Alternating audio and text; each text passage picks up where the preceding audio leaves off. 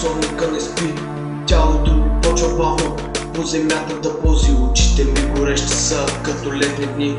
Душата ми скоро от този свят ще отлети. Живота си прекарах в мрак и тъмнина, в пиене на хапчета и пушене на трева. За това ли аз живях, за това ли аз мечтах, за това ли пътя хубав аз си заебах. Раздадох обища си на много празни хора, хора за които не искам да говоря. Останах сам с моето второ аз и май се чувствам по-добре, когато съм без вас. Не обиждам никой, просто ви говоря. И последната си страница скоро ще затворя. Тогава аз ще остана просто минало и всички ще си спомняте за времето изминало. Никога няма да спра да се усмихвам, само с нея звуците на мъката затихвам. Тогава моята битка приключва точно тук, но аз пък ще възкръсна на всички напук. Нищо лично към хората аз не мразя, просто обичам по-слабите от мен да газя. Когато се родих очаквах на живота красотата, обаче след време какво остана ми освен самотата? Мога ли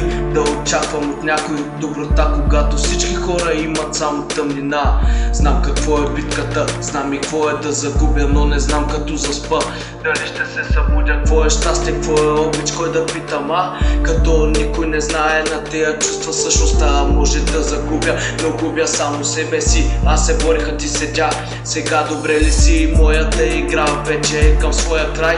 Надявам се да срещна близките си горе в този рай. Думите ми режат както ножа, хиляди игли забиващи се в моята кожа. Но от болката мен отдавна не ме е страх. Смисъла на собствения си живот вече осъзнах. Да кажеш лесно е, но без да се замислиш. Запомни преди да плачеш, трябва да се усмихнеш.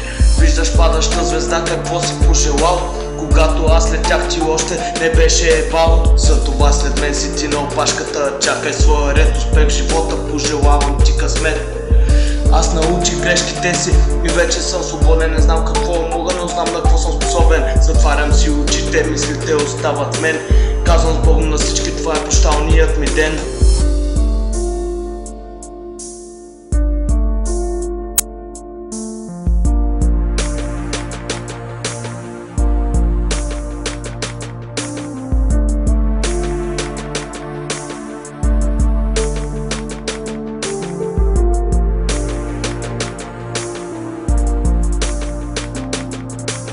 Трябваше да напиша нещо за последно, да остане нещо в ме преди да изчезна безследно. Силите ми вече се изпаряват, звуците на това пияно все по-тихи стават. Но идва време и то ще спре да свири. Тогава сърцето ще пита, сега боли ли? Аз ще смъката в гърдите, ще отроня пак сълза, но ще се усмихна и ще продължа. Не защото искам, а защото трябва така.